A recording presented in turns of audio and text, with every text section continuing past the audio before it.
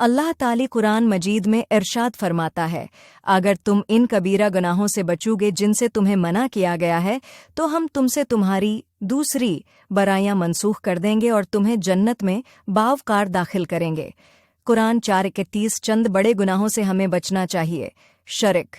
قتل، سود دینا یا لینا، والدین کے ساتھ ناروا سلوک کرنا، نماز نہیں پڑھنا، زکوٰۃ ادا نہ کرنا،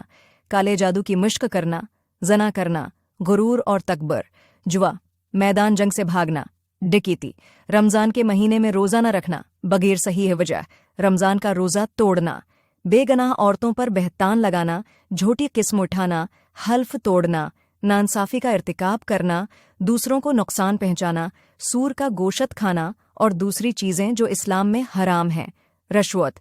کسی سے جھوٹ بولنا، دوسروں کو دھوکا دینا، بدعنوانی، یتیموں کو حقوق نہ دینا۔ اللہ تعالی ہمیں اپنے احکام پر عمل کرنے کی ہدایت دے اور ہر قسم کے گناہوں سے، چاہے وہ کبیرہ ہوں یا چھوٹے، آمین۔